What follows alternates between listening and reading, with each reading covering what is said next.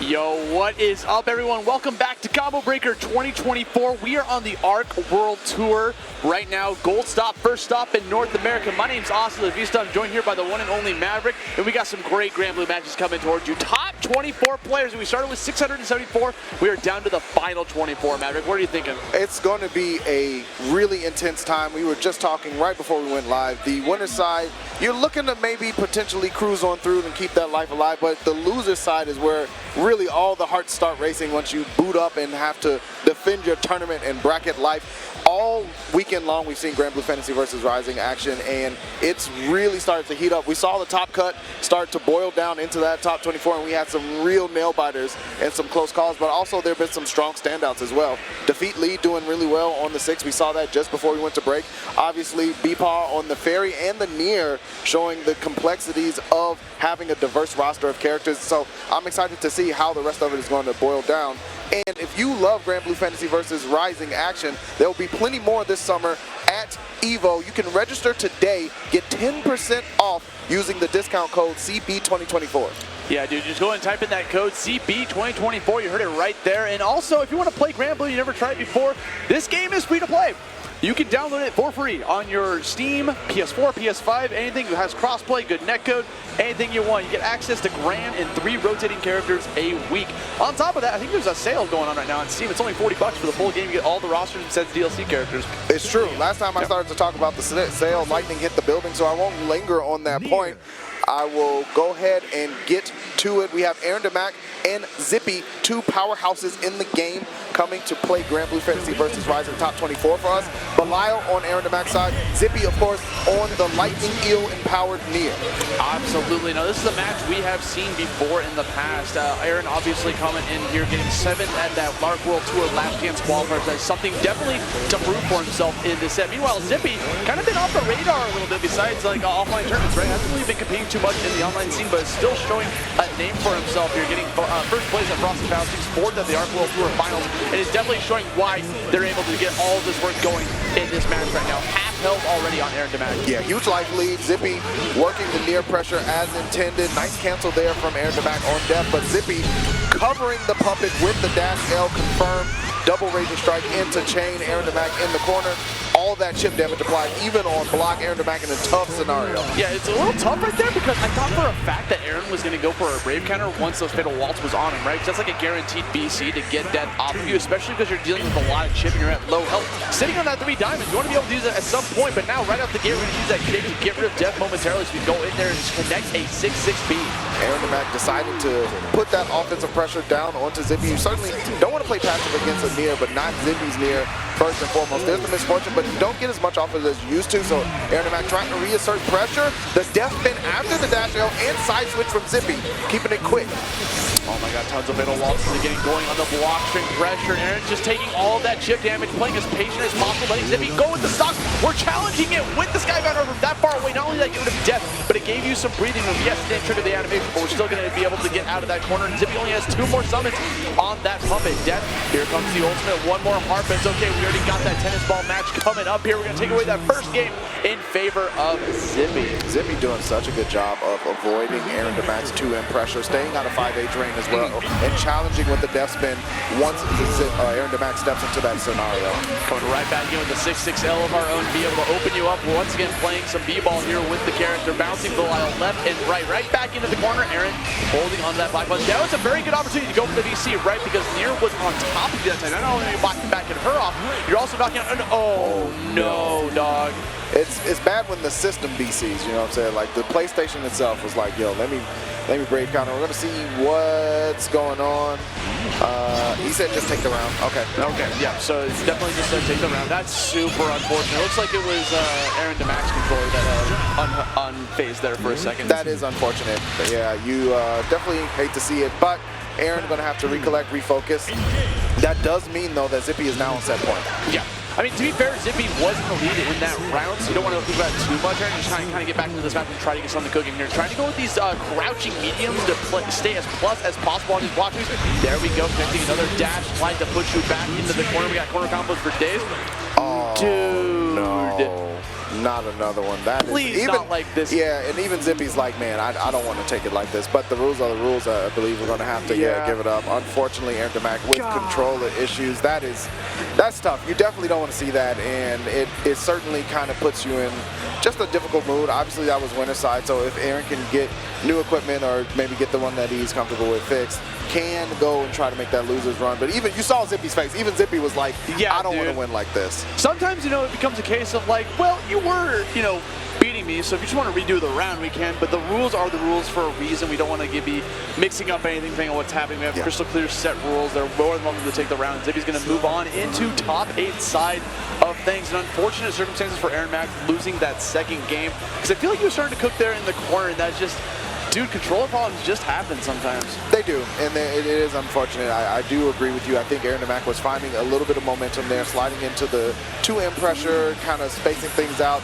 being able to potentially maybe even land a 5H here and there, because that's when Bilal really gets rocking. But that is, as you said, going to be Zippy moving on to the top 8 winner side space. Where is exactly you want to be by the end of this night? Oh, yes. Aarondamac's still in, by the way. Still on loser side, trying to qualify into that top 8 spot, which, by the way, is not happening until tomorrow. So Zippy's done for the night. So just get some recuperation for tomorrow. But up next, we're jumping into our next round. We're going to take a trip over down to loser's side of things just to mix things up. We got Ktang facing off against Kilo. Yeah.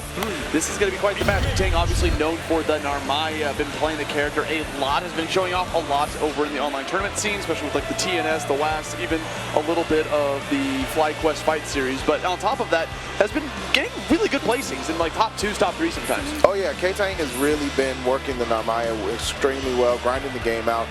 This is a little bit of a pseudo hometown battle. Kilo, also from the Midwest, has moved over the last couple of years, but often comes back to playing some of the larger events. So it's not exactly a local battle, but it kind of is. Kilo, honorary Midwest forever. Once you start here, you're always here. So this will be a really good one. But as you said, Ktang rocking the Narmaya. Kilo has been jumping around on characters from time to time, but still does really well. I was going to say that, been playing a lot of characters. We saw a lot of Nier from Kilo in the past. We saw a lot of Belial. And in this bracket alone, I think we've seen both of those characters get pulled out within the stream sometime today. And on top of that, like you said, it's a local battle, but seeding eventually, when you get this late in the bracket, especially on loser's side, it's going to happen. You're going to get some team kills in terms of, area-based.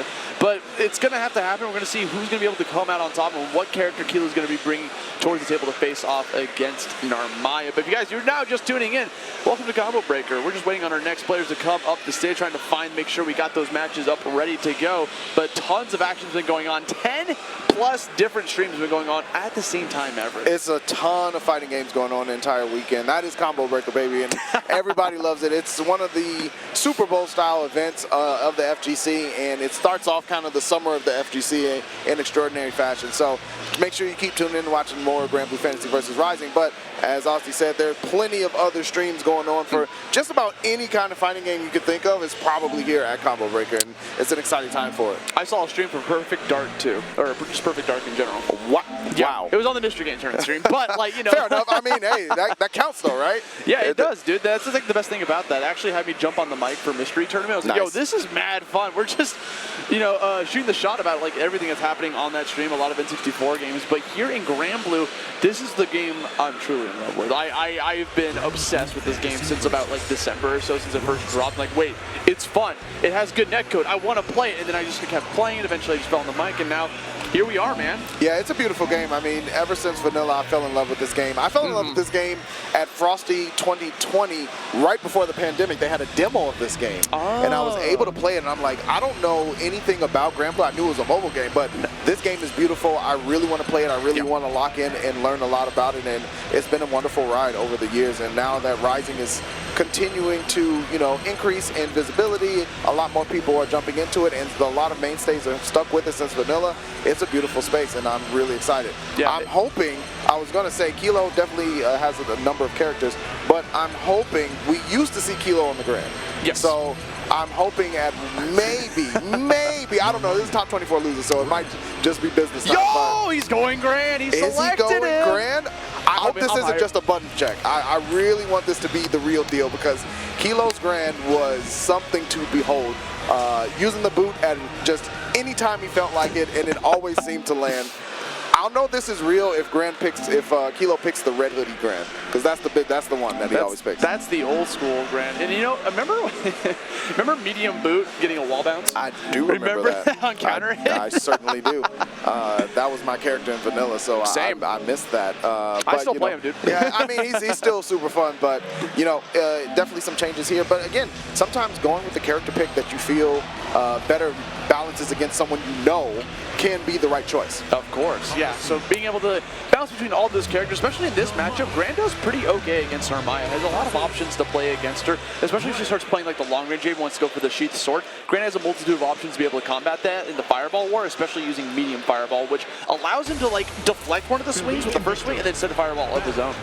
All right, here we go. We're going to see, definitely get the button check going on. Obviously, top 24, and loser side of that, you want to make sure all your buttons are bound correctly, everything's good to go, and you're ready to play. Light just out. Everything had a little bit of controller kerfuffle, so want to make sure that's sorted and you're able to do what you need to do on these characters. Especially after what just happened. Like, if I was watching the last match and I saw what happened to Aaron, I'd be like, I want a button check for like 3 minutes, please.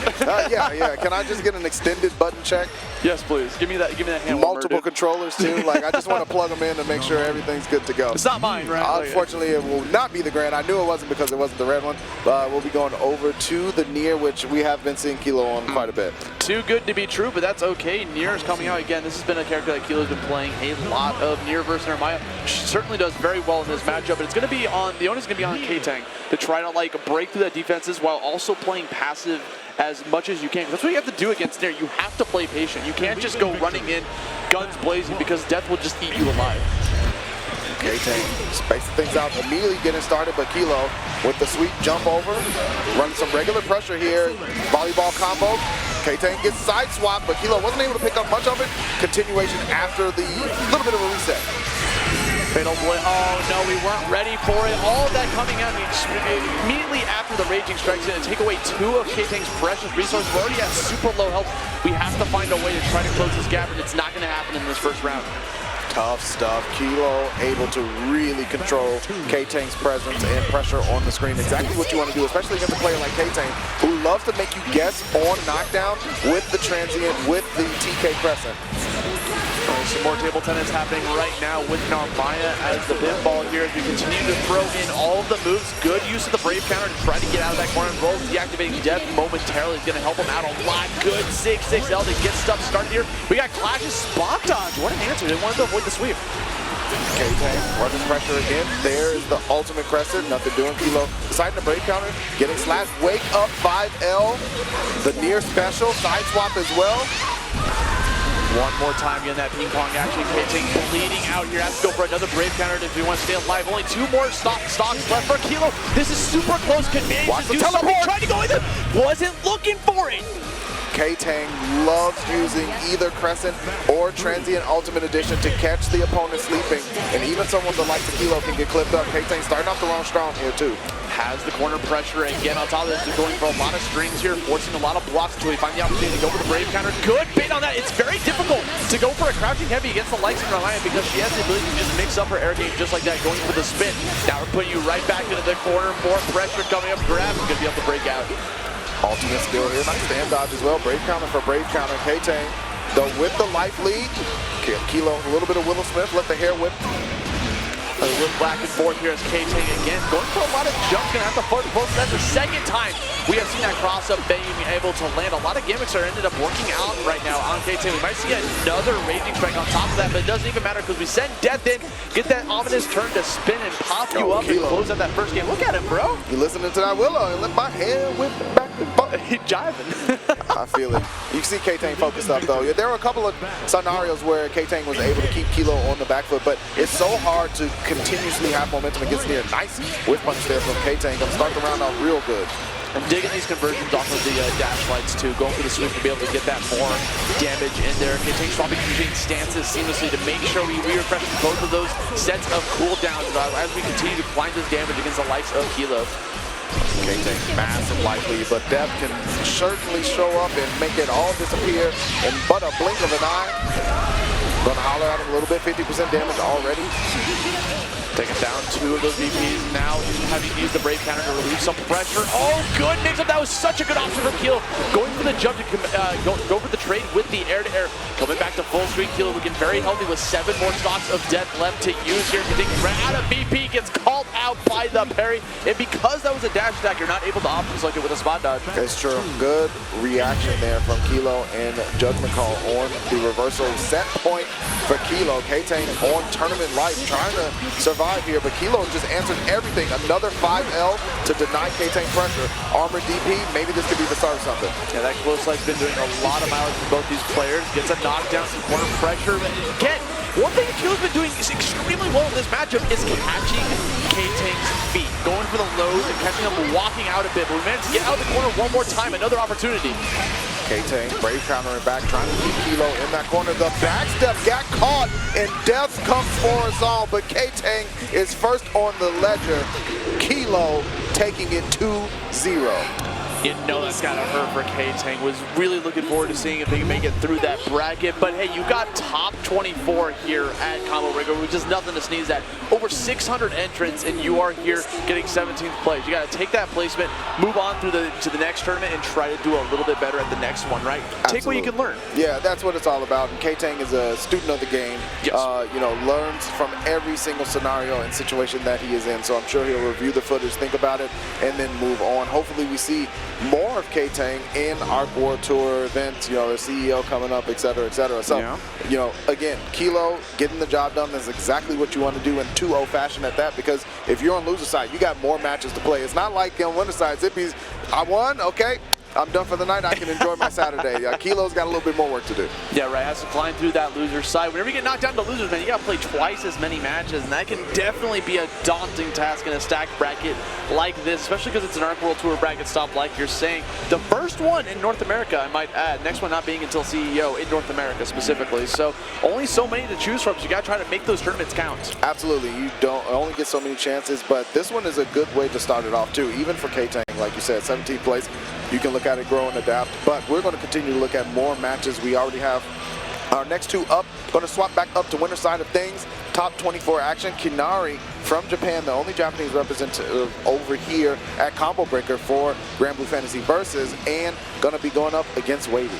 That is right. KINARI being one of the few players that consistently travels over here to try to qualify for those Arc World Tour events. You got to remember, he got 4th at the last chance qualifier, so didn't quite get into that finals. He also got 3rd at Frosty Faustings, which is 1 placement away from qualifying. He gets so close, but just not enough. So he's trying to continue to fly over here and continue to expertly craft that near to qualify 1 more chance for next year. You know he's hungry for it. Meanwhile, Wavie traveling here from Brooklyn, New York. Yeah, East Coast player. East Coast is rife with powerful Granblue Fantasy Versus Rising players. Yeah, so no surprise that Wavie is showing up to get some potential points here in this Arc World Tour event. Wavie, a student of the game as well, knows so many different characters, has experimented with them, has had bracket success with them. But we know that first and foremost, she's been on the Cagliostro as of late, and it's been working out really well, obviously, on the winner side of things in top 24. Right, she's been getting first place at multiple online tournaments, whether it's a TNS or a WAST Open, etc. But on top of that, she's been finding some success at offline tournaments as well. She got first at TNS 9, CEO Never Sleeps, second place at Crossover Arc over in New York, 3rd place at Bum's Birthday Bash. So definitely getting some top 3s in all the offline tournaments that she enters, and you know she's hungry for another top 3, if not a first place finish at this tournament. It's going to net you a lot of points for that tour. Oh yeah, big points, and you want to do it early in the year too, right? Because as it starts to whittle down, that pressure starts to rise, and you're like, oh, I got to really get something done. So again, one of those things where you can start your summer off right here at Combo Breaker 2024 and nail some points in and be able to not necessarily relax, but coast a little bit more. Yeah, and you can definitely tell this is a hand warmer because these are not characters we will be seeing in this set. I saw Percival versus Jita. I'm like, word?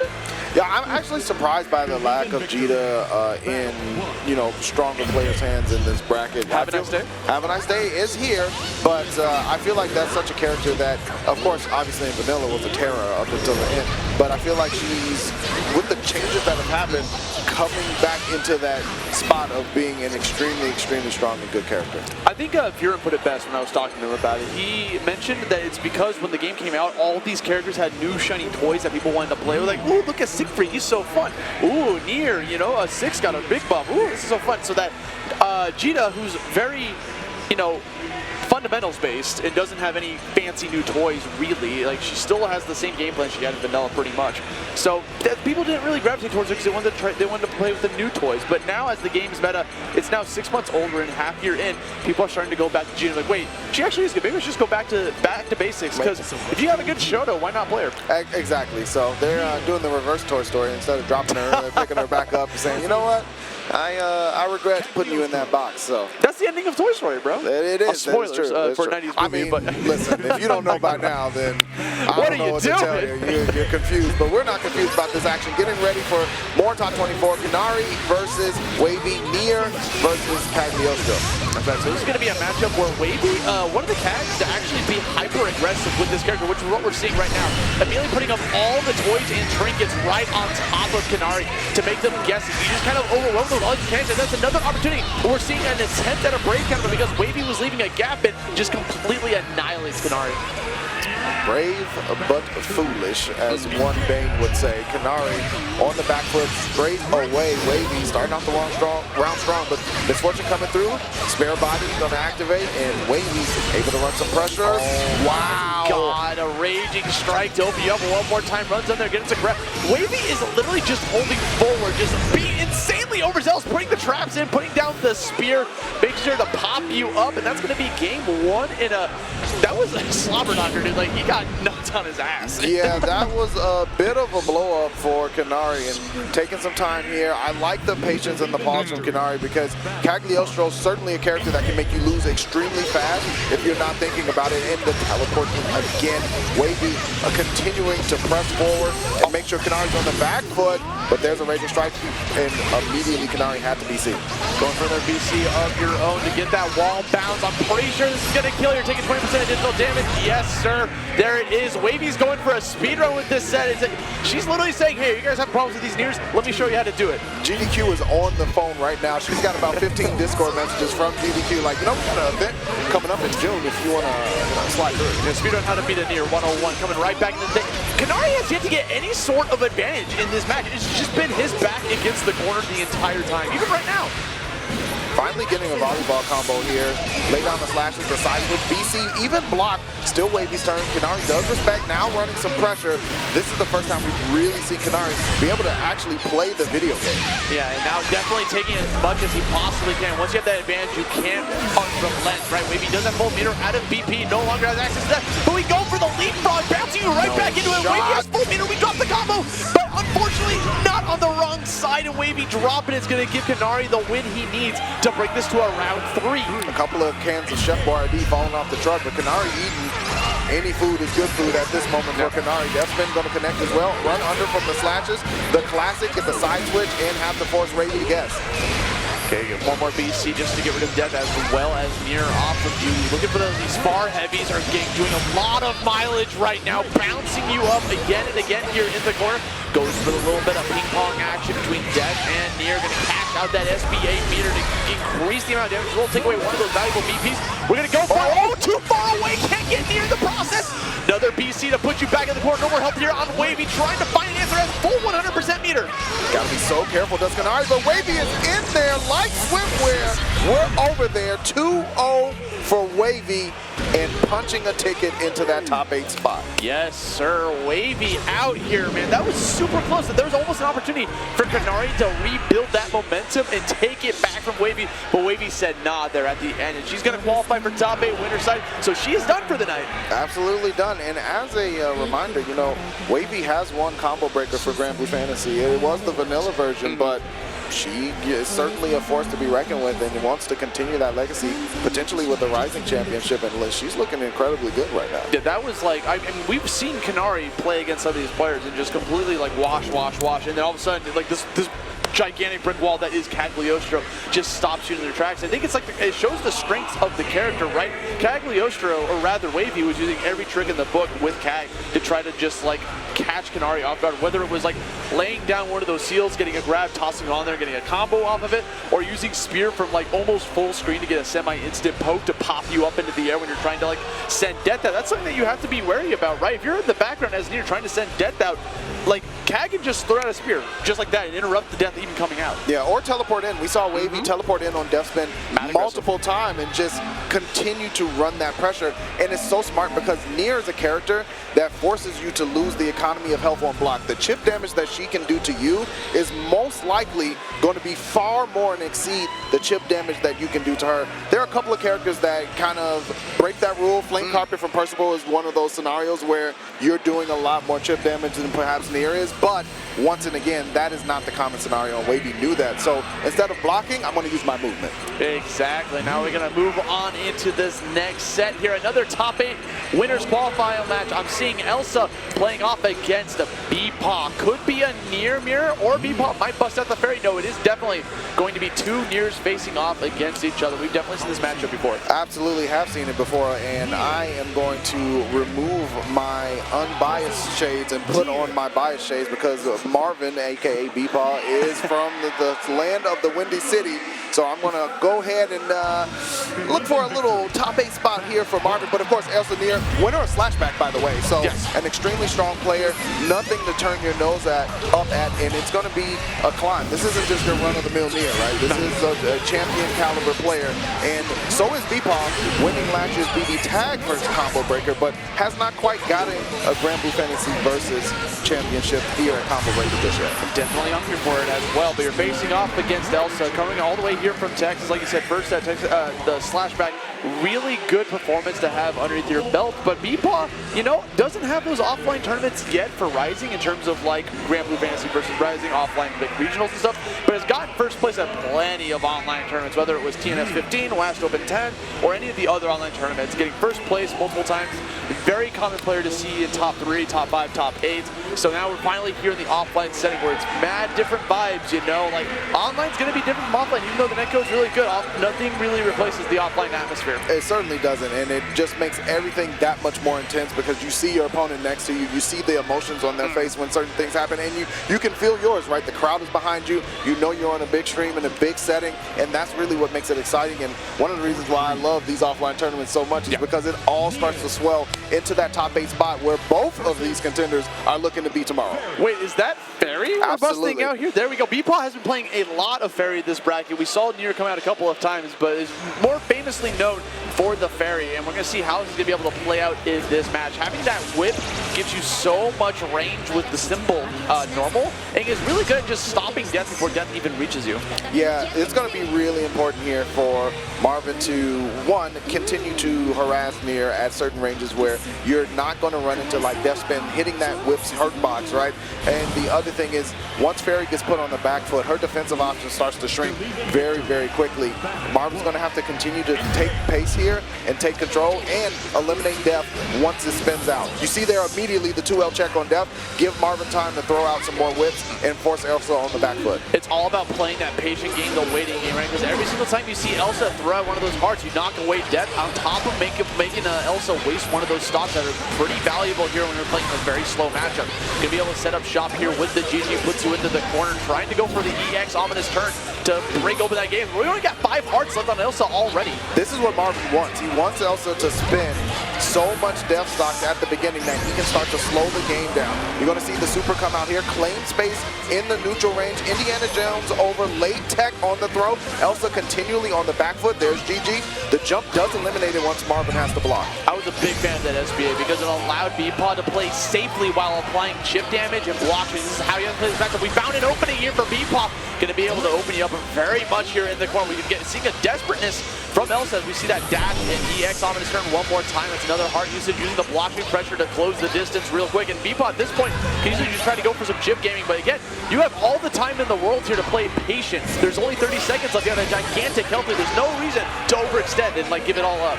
Marvin playing patiently, one of the most patient fighting game players I've really ever seen, and the chip damage wins. And the reason why that was happening is because Marvin canceled death so many times in the beginning that Elsa knew, I only have so many stocks, so I have to slow down my death call. And by that time, Marvin is winning by the turns of the clock. Going in early, trying to establish the life lead now. I actually like that because BEPaw definitely knows this character because he played the character. On top of that, when you saw death coming from above, that was a perfect opportunity for BEPaw to close the distance, run in there. That was insane. That's very scary to jumping and stuff like that. Oh, give me the frames! I will pick up everything you drop on the ground. Marvin able to get a huge life lead here. Elsa on low BP as well. The whip into GG not even needed, and BEPaw taking game one dominantly. There is a solved matchup going on right now here from BEPaw. Not only figuring out what Elsa wants to do, but also stopping them from being able to do anything they want to do in that matchup. The whole time, BEPaw was full screen, except for those opportunities when they saw the opening, close in there, close the distance, push you towards the corner. And anytime you're in the corner, like you could just tell Elsa was just pressured. There was a critical moment there in that first round where Marvin paused and did not try to cancel death because he knew, one, there were only 3 stocks available. That is a potential switch to Charlotta, which is a huge statement against Elsa, who continually runs near. If Marvin's able to switch, Elsa offers. Okay. I was gonna say that is a massive win mentally for Marvin. But even just seeing that, Marvin knows I have the right game plan. So, like, Charlotta is not the worst choice, especially if you're not even like the best with her, because Charlotta can really close in on Fairy, make Fairy feel very uncomfortable. Like once you're like in there, especially with the really good whip punish game that she has to her mark can usually like the whip out of it. We'll see what the game chan's going to be here from Elsa. Probably gonna have to play a little bit more aggressive. Yeah, and figure out how, though, because Marvin's done a great job of counter-aggressing on Elsa every time death comes out. There's the roll forward, relying a little bit more on the normals. Again, the whip canceling out death immediately, and now Marvin has a turn to play. GG activated, we're going to carry Elsa into the corner. What's actually tough about this matchup for Nier is, just knew exactly what was coming out, throwing out the up dog to be able to catch you mid-air. But what makes this matchup really tough for it, what I'm seeing right here from Nier is that she doesn't really have access to a lunge move, you know? Like, there's no boon, no enchanted lands, nothing coming out. You don't really call out BEPaw's normals, because they are not disjointed. Those are things you can hit. Listen, all BEPaw is doing is taking advantage of Ghost versus Dark here and making sure it is super effective every time decides to use a move. Did not get pushed into the ultimate GG, but Elsa has not been able to leave the corner. Every time death shows up, it's time to put the toys away.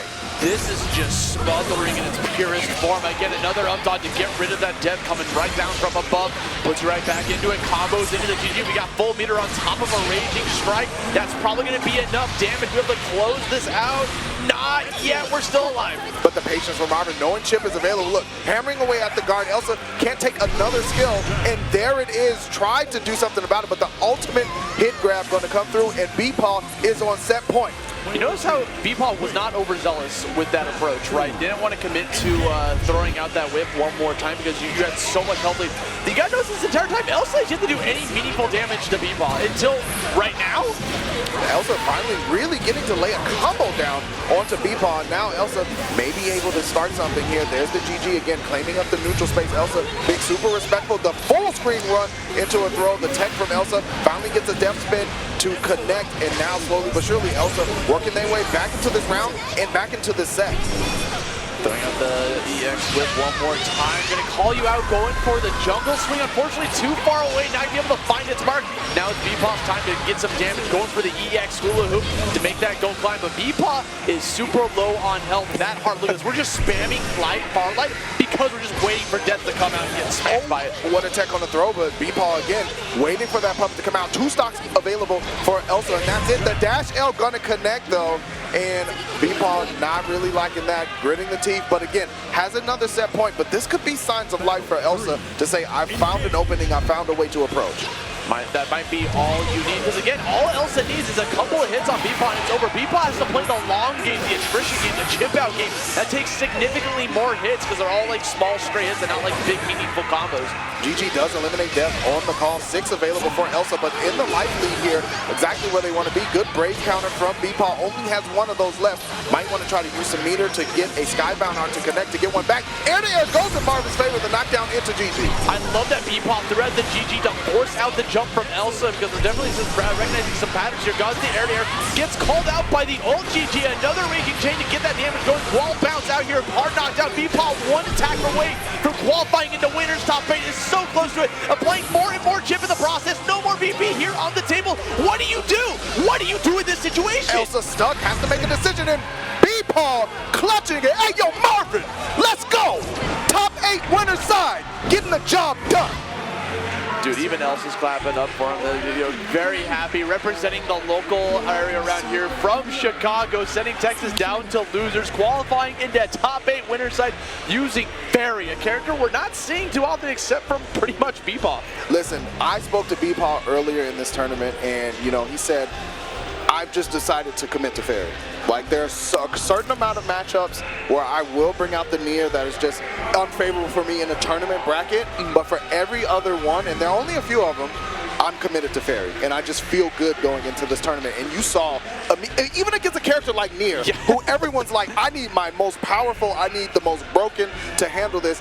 BEPaw came in with a game plan. You will not be able to have Death Hover around me. I'm going to use my whip, I'm going to use GG, I'm going to use the Ghost Dog to make sure that puppet is nowhere near me. And right now, BEPaw living with 2 lives, staving off death. And you got to give props to Elsa for a really good sportsmanship. If that was any other player that got that annihilated in first game and then almost got a win back and just got destroyed there at the very end, they'd be like, I got good games on my hand here. But they were clapping, bro. Yeah. Like, yeah. I mean, even if you see that level of play, even you as a top level competitor have to be like, yeah, that was actually respect. Yeah, respect, absolutely. And that's so cool to see. Elsa obviously not out of it, right? Still has the loser side. We might see that match again tomorrow, and if we do, I'd love to see if Elsa has any answers. Love to see some counterplay coming out there in the long term, but we got to move on to another winner side matchup. This is the one I've been waiting for personally. We got Coach Steve coming from New York City with the Belial, no longer playing the Siegfried, has been pretty much going solo Belial this entire bracket,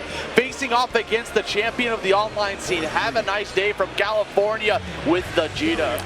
Austy, I'm going to inform you that the bias shades will remain on for right now because Steve is definitely the homie. I am hoping for the best. Bro. I get it. I'm hoping for the best. But again, as you said, Havaniceday, online champion in multiple brackets, has been a terror in the last 4 weeks of just taking down tournament after tournament. So, bro, you said 4 weeks. It's 2 months at this point. That's true. So many. Yeah, it's been so many. And so this isn't a walk in the park for Steve, right? You have 2 characters that have a Shoto-esque type of game plan, and both of them at range can carry you to the corner with ease.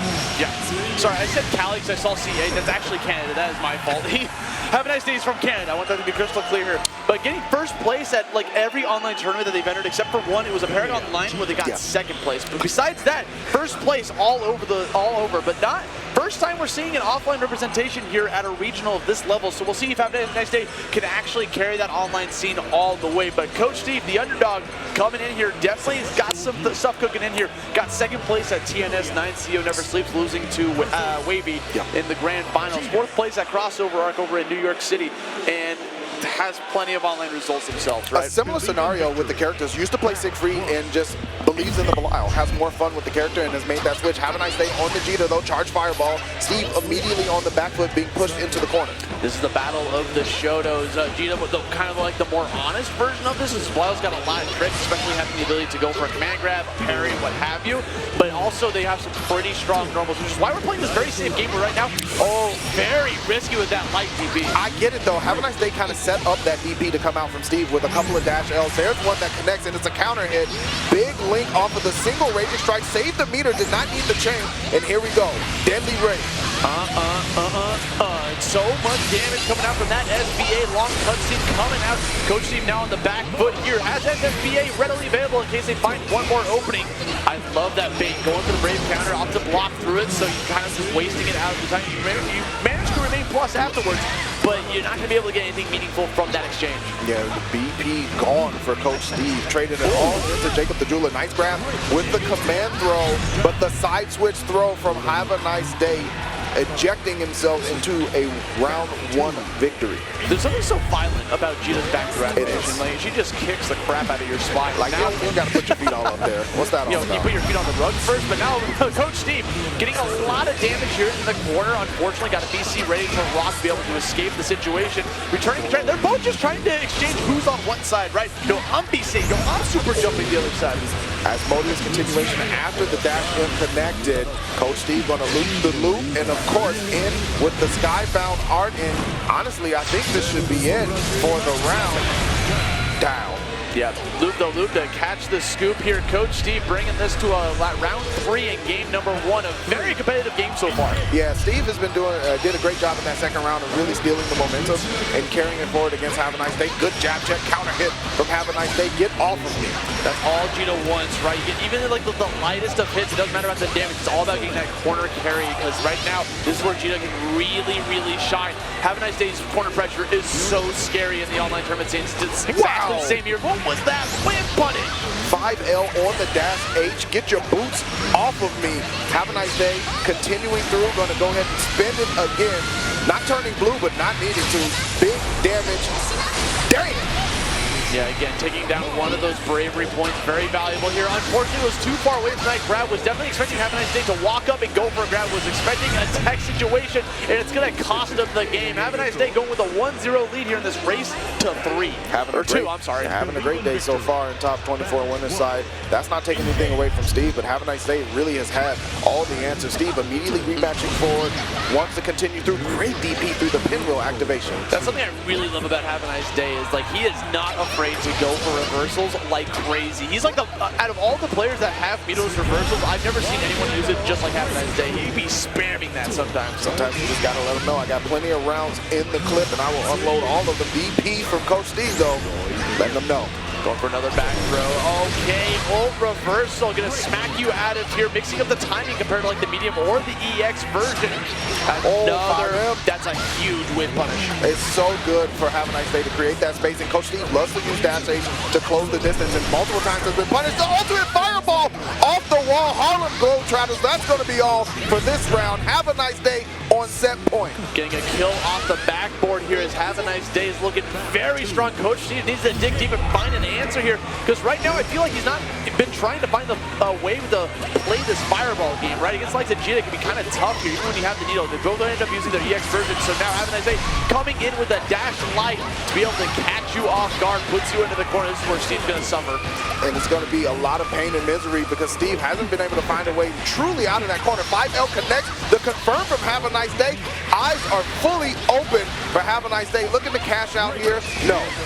Dude, he actually got out of the corner there for a second because he maxed out, but unfortunately couldn't get anything meaningful off of it. Here's Coach Steve's time to shine. A BC coming your way, stopping all sorts of momentum. Catches the feet with the crouching light. We have full meter. We're using a raging strike. We're going to get the refund, but we don't even need it. It's going to be Havaniceday taking home the set, moving on into top 8 winners side. That's going to be your 4 players that you'll know in winners top 8 side already, dude. Already tickets have been punched. Coach Steve not out of it just yet. I really like the sequence, the second one before the last one. And Have a nice day. Didn't go for the raging strike or raging chain, right, to lower the life. Kept the meter.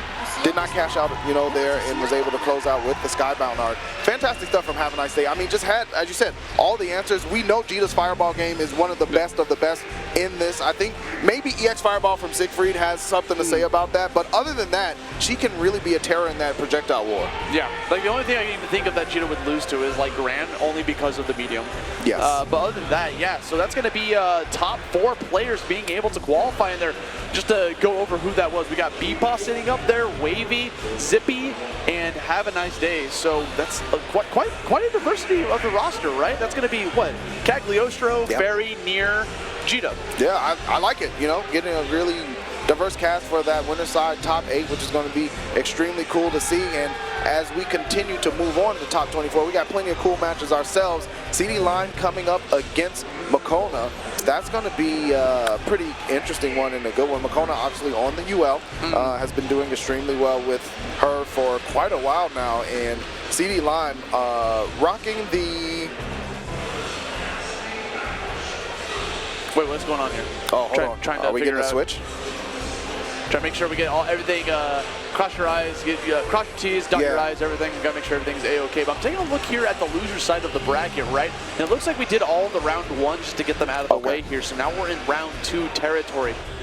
Some players that have been knocked out here. I'm seeing Angel is gone, Riazo is gone, Kane is out of there, Wonderful Deluxe. Ktang, unfortunately, taking a loss to Kilo. Oh, no, yeah, we saw that one. Oh, yeah, that was right. I forgot about that. That was the one we literally watched. We definitely saw that one. But again, one of those things. I was curious to see what was going on stage, but looks like we got everything sorted out. So this should be ready to continue going here in round 2 of losers. And then the next matches we have after that are actually qualifiers. So this is going to be super exciting. Yeah. CD Line traveling here from Canada. Oh my God! So for those that didn't hear, looks like CD Line actually cut his hand. So they're grabbing him a band-aid momentarily. That's why he's holding his hand like that. He might be bleeding a little bit. I'm not sure what he cut it on, but yeah, that's why. Yeah, we saw the pause there, and I was just as confused as you. I was like, oh, I hope everything's okay. Staring, dude. I was like, huh? Everything okay there, but hopefully we get that band-aid ready for him. It doesn't affect his performance out here. You only need the fingers, right? You don't need the palm. Yeah, I mean, you're good to go. Look, if it's your pinky, bro, like, what are you going to do with that? You're not using that anyway. CD line. I use pinky for the block button. I hate my hand. I use ring finger because I can't, like, the pinky is just the amount of times you need guard, but I can't do it. I'm not built like that. I'm just used to, after like 2-hour session, I'm just like, okay, my pinky hurts. Like, I just accepted my fate. But CD Line coming in with the Lancelot, by the way, coming to see how to go. The character we haven't really seen too much in this top 24 side of things, but a very good character nonetheless. Certainly a strong character and has been for a while. Of course, Arcor Tour Finals, we got to see Lancelot do his thing for sure. And even at EVO Japan, there are a couple strong Lancelots too. So I think the character's still good, but yeah, certainly not a popular one anymore. I obviously think of Tega as well on the Lancelot, thinking about NA representation, but it's going to be CD Line right now up against Makouna as well.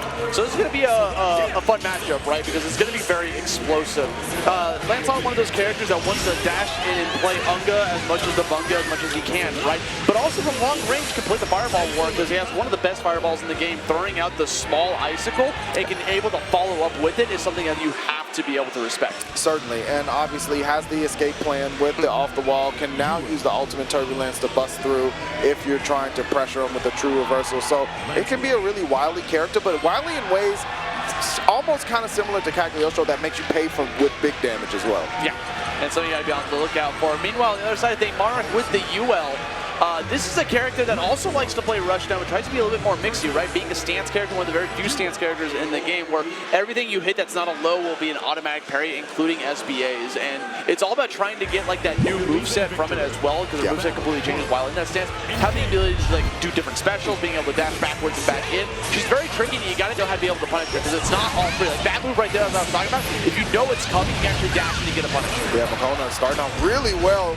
Got a little bit hit their stance, getting clipped up his CD Line. There's the hop off the wall, tries to jump over Makouna, the back step, this time CD Line locks it up. There's the ultimate turbulence, pressure alleviated for now. EX Fireball, continue to run. I like it. Okay, going for another dash, like to try to open you up, going for the Rekka, Frozen Blades coming out. We got corner pressure, that's something very dangerous to deal with against like the Lancelot, but good anti-air action coming out from Makouna because it was an aerial hit, not going to be able to get the biggest combo that you want, because eventually it's going to hit that combo chain limit. No, never mind, we're going to spend all 3 of those BPs to be able to get that kill.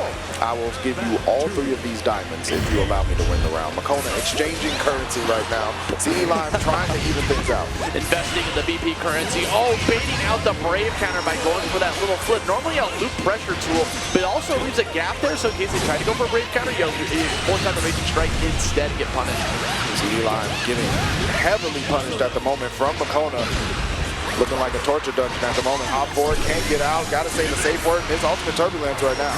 Yeah, now we're finally finding a way out. Going for another teleport, fighting on the left side of things. Big 6-6L is going to lead into some big damage here because it was a counter on top of that. Going for the Unga Blade to get the wall bounce out from west coast to east. Putting that pressure again, catches the standing lights. Oh no, Raging Strike! Out of BP is CD Line. Went for a button there, but Foxfire from Makouna and the hop and finish. Game 1 going over to Makouna. The hop's really difficult to deal with purely because if you try to challenge it with a 5L and you guess wrong, you activate parry. Yep. So you have to go for either a crouching light, which is going to be 1 frame slower, or you just accept that it's going to be a grab go protect throw. So it's tricky. And don't forget, the flip kick out of stance can crush lows, right? So you'll just whip completely, get the counter hit. And full pain red flash combo here for Makouna. CD Lime not able to put it in the coconut just yet. Yeah, speaking of whip punish, good lord, going up there with a close heavy on that attempt on the Brave counter. CD Lime getting a little bit antsy with these Brave counters, right? Very hungry to try to take back their turn, and Makouna's definitely using the fact. Just CD Lime finding some pressure here in the wall carry. Makouna gonna have to guess. EX Fireball just now coming up. Not being used, still has it available. A couple of dash lights. There's the ultimate Fireball. Great Brave counter to take that meter away from CD Lime. Okay, going for a lot of block screens are going on. Because you went for the backdoor dash there in the corner, CD Lime just has to simply go for some lights, standing lights to be able to call that out. Going for the hops one more time, very hungry for that grab. CD Lime going for the delay tech there, probably mashing a button instead. And now we have no more BP here for Makouna, but a full 100 meter could easily turn into something. We're going to spec cat and we get punished for it!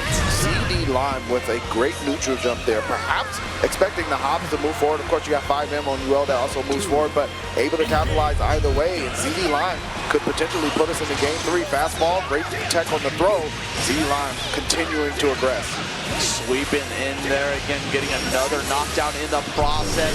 EX, horrible play coming, not horrible play, but the Rekka coming right back into the thick of things. Another teleport, Brave counter puts you right back into the corner. They're just trading turns at this point. Yeah, I mean, obviously in this matchup, you want to be the aggressor to not have to deal with any kind of mix-up shenanigans. CD Lime spinning meter to get a couple of frames in their advantage, but Makouna able to survive. Nice jump over again from CD Lime. The skies have been so friendly to CD Lime. Might be going on vacation in a bit. Yeah, getting that Ungo impulse one more time. Another Brave counter to put you right back into the thick of things here in the corner. Makouna has 100 meters to play with. Finds the light on the crouch. Gonna be able to open you up right now with a Raging Strike, and you're out of BP though. This is a very tricky situation to be in. You can no longer go for a Brave counter. Calls out the backdash. Ultimate Fireball there played a huge point where you saw the backdash, the Ultimate Fireball procced, slowed down Makouna for enough time for CD Lime to chase down and finish. I think Ultimate Fireball is going to be very important for CD Lime to continue to use in this match. That special is so, like, you can't let the ULs abuse that, right? The second you see them starting to get really happy with that special to back you off like that, the back step, you just got to dash in there just like CD Lime did and call him out with a 6-6L. And now we got some corner pressure one more time here for Makouna. Again, you see Ultimate Fireball on block. Yeah, Makouna needs to make contact with CD Lime. And it does. However, CD Lime has this corner pressure, dash L harassment at the moment. 2 Brave counters spent just to get pressure away. Back throw, Makouna's turn. There's the hop, immediately goes low, gets the counter hit. Continuing this swing as we go for the Raging Strike. Full meter gonna cash it out to be able to get that refund as well as putting CD Lime in a very precarious spot here. No more BP to play with. Could get a refund. We managed to find an SSBA of our own, but we're not even gonna get the opportunity as Makouna goes in one more time with a hop grab. Makouna playing extremely well in that round, able to pressure CD Lime and then quickly eliminate the BP, which has been so pivotal for both players. Fireball trade, but Makouna still standing on set point as well. CD Lime has to defend 2 of them. Great DP, taking the air option away from CD Lime that's been using and goes under the Fireball. Makouna, Raging Strike in the chase. CD Lime pushed him to the corner. Looking a little bit like Beatrix there for a second, right? Being able to go underneath those projectiles just like that. Throwing out the Frozen Blade one more time, and air to air, not be able to get the biggest conversion, but you had the pressure there for a second. Ultimate turbulence, get that reversal out of here. Has 50% more meter to CD Lime. Could potentially try for an ultimate, but gets checked. And Makouna might make this something that CD Lime cannot cash. One guess for it. And there's the auto parry in continuation. Makouna gonna be moving on in top 24 loser side. Good stuff to Makouna, able to take it over CD Lime. Yeah, but CD Lime going down with a 13th place finish, and they're going to hug it out there. A big fan of that. The thing is with Makouna specifically, calling out CD Lime's Blade Impulse like that, that was such a brazen Blade Impulse, because the second we did that and it got blocked, it all led into the victory. And by the way, guys, I just got word Makouna is fine. Yeah, after the cut is the injury. So CD Lime, my fault. I got the wrong name. CD Lime is fine. Yeah. Doesn't have to go to the hospital. Hey, that's always a plus. Always a good thing to be able to know that, hey, we're going to be able to continue forward, and we will continue forward for more Top 24 Granblue Fantasy versus Rising here at Combo Breaker 2024 right after this. Welcome back to Combo Breaker 2024 Granblue Fantasy versus Rising Top 24 action. Maverick joined by the legend himself, Austy. We've seen some incredible matches so far, a couple of heartbreaks and a couple of fantastic thrills punching their way into top 8. As we said before the break, top 8 winner side is set, but we still have some more people vying for that coveted Sunday spot. We got that bracket right here for you. You got Havaniceday with the Jita facing off against BEPaw later on tomorrow. That's going to be Jita versus Fairy, or potentially nearby. Definitely sensing more Fairy come up the bat. On the other side of things, it's going to be Zippy versus Wavie. That's going to be Nier versus Cagliostro. We saw Wavie destroyed a different Cagliostro right before, the Japanese one, so definitely no stranger to that matchup. Again, that's going to be happening tomorrow at 10:30 a.m. Central. So if you guys want to check out what's going on with that top 8, tune in then. It's going to be right on, it's going to be on a different channel actually. It's going to be on Spooky Stream. Yeah. Spooky Stream, that's right, yeah. But it's going to be fantastic. Make sure you do not miss it and continue to watch us as we cruise through this top 24 losers side of things. It's going to be Elsa, who we saw earlier against BEPaw, not really able to find much purchase and much offense, going up against a different type of range character in the Matera from Monarch. That's right. Matera, another character we're going to be able to show off here on screen. Character that's going to be able to shoot off a lot of arrows from long distance, can definitely win a lot of fireball wars in the process. But against the likes of Nier, right, she does have the access to play full screen and just shoot death from out, so it forces Nier to either have to dash in herself or send death airborne, depending on what she wants to do, and there's counterplay towards that. Absolutely. Going to be really interesting how Elsa approaches this. Of course, running the Matera, Monarch does not have a lot of health to really gamble with. Neither does Elsa, but again, the damage output differential can certainly make a difference here when it comes to Nier versus Matera. Oh, most definitely here. Coming up here with the Nier one more time here. This is going to be another match. Loser of this going down with a 13th place finish. So it's something you definitely got to be on the way. I'm sorry, 9th place finish to get into top 8. That's something you definitely want to get here at this Arc World Tour stop. First one in North America, but here we go. 6SL is stop of the deck. Yeah, 8 stocks available for Elsa already in the beginning of this round. There's the ultimate death set. Gonna knock Monarch down. The wake up throw, 4 frames fast option. And it works out. There's the brave counter though from Elsa. Going to hold this corner pressure over a moment. Monarch jockeying for position. The arrow lands true. Yeah, a lot of shimmying coming out here. That's going to be the unblockable. You cannot jump against that butterfly because if it gets activated, then you're going to get a guaranteed hit right afterwards. Big damage available for Elsa if he can find a hit. But you see the arrows pestering away, knocking away HP every time Elsa gets tapped. Pressure moving forward. Monarch playing it safe. Yeah, we're backing up here. I mean, you have the health lead. Why not go for it? Now we are out of hearts, so that's going to delete all of Nier's in the kit. There's nothing she can do from the long-range game except for go for a jump and get caught by an arrow. Good patience from Monarch. Again, showing this is how we have to do against Nier. You just got to play as patient as possible and wait for that death to go away. Yeah, the cancel there with the arrow is so smart because it can really make Elsa pay for sending out an errant death call and taking a stock away. Monarch playing wisely, moving forward. Got to be careful. The Deathman remembered and was able to block. They're taking a little bit of chip damage here in the process, but the counter's going down bit by bit. Death has been deactivated ever so slightly, and it's no longer inside of Monarch's face, right? Being able to go for the reversal one more time. Get off of me! Yo, I need a little bit of room here. Did not give you access to just talk to me all up close and personal that way, but stuck in the corner again. Death Slash is coming through. Look at the chip damage. Gets clipped as well. Elsa going to build up meter. Raging Strike. Let the hair whip back and forth. Monarch definitely wanted that brave counter to not only delete Death, but get rid of Elsa there temporarily. But unfortunately, there was a gap in the pressure, so Raging Strike came out instead, and that's exactly what Elsa planned to go for. Going for the ultimate butterfly, so it just stays on Elsa. We're going for these low shots, so it stays on there for a long time.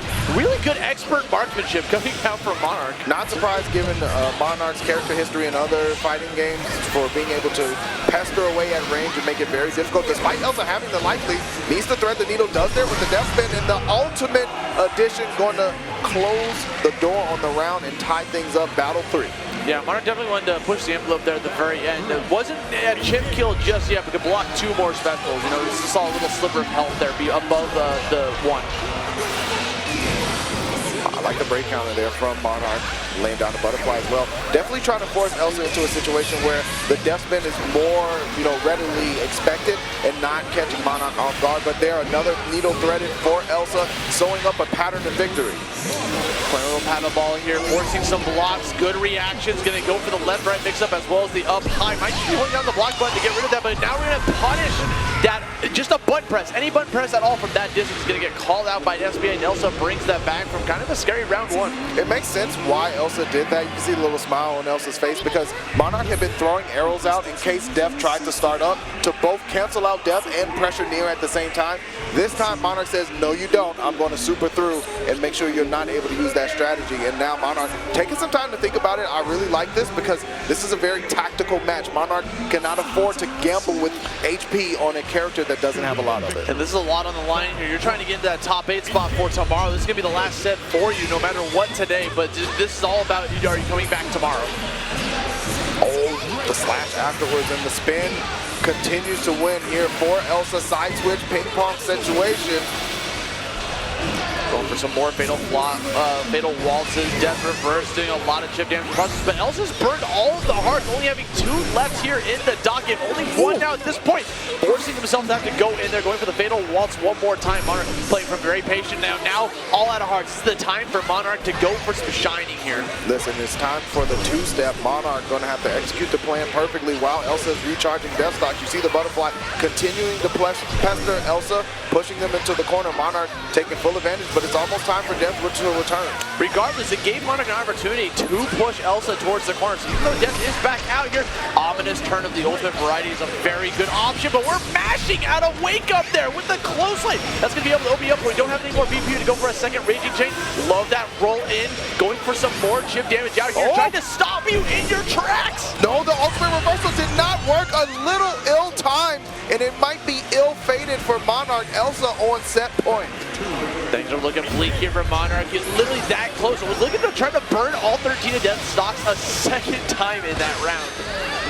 Elsa playing patiently, giving Monarch the respect that is due from the range game situation.